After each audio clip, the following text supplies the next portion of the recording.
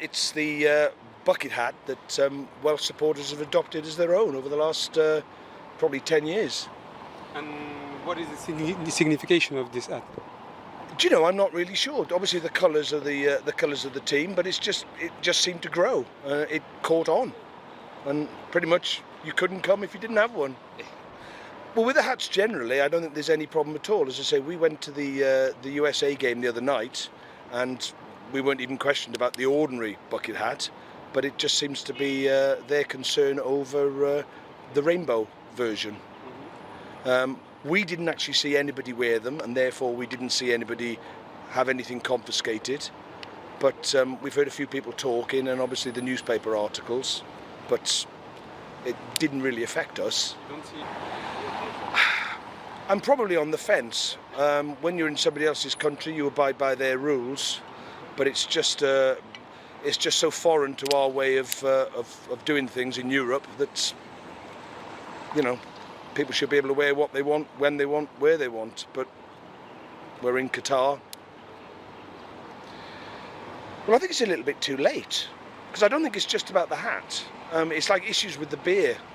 I don't mind not being able to buy beer, but for them to decide that you can't sell in the stadium 48 hours before the first game, they've known about this tournament for 10 years. That's the bit that I don't understand. Pretty good, yeah. We certainly in the town, we've spent a lot of time in the souk, where there really are people from all nations, and that's wonderful. And that's, you know, I think a lot of people back home are reading all the negative press, but actually us being here, it's excellent when you're here. No, I didn't see any LGBT hats. Every single Welsh fan's got one on their head. It's a symbol of Welsh football now. So much so that Captain Gareth Bale gave a hat to the opposition captain before the kickoff. So the bucket hat itself is a symbol of Welsh football, and if people want to express themselves, they need to appreciate the country that they're in and respect those values. But in terms of for Welsh football, these bucket hats are a staple, and you can't be out here without one on your head, supporting the Welsh team. Yeah, I think my own personal beliefs when I'm back in the UK are different to when you're out here. I appreciate that you have to respect the culture and the values out here. I don't think it's our problem to force our beliefs on a culture that has been like this for years, and it will remain the way it is after the tournament is finished. I think this tournament, this month, is a time for football and not a time for politics. People are entitled to their own opinions all across the world, and we have to respect each other.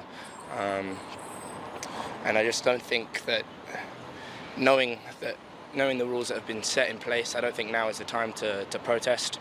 We're here for football. That's the most important thing. The atmosphere, brilliant. I think the spirits throughout the city have been brilliant. The multicultural nature of it, people from every corner of the world, even if their country is not represented in the tournament. There's so many people here from so many different corners of the world, and it's so enjoyable to come together over the shared love of football. And then we're going to go down to the front where there's a giant bucket hat. Yeah, Are you aware of that? Seen this? No, I didn't see it. By the corniche, there's a giant one of these. Where are you going right now? To the museum, just there. And then we're going to go and have a look at the 974 stadium.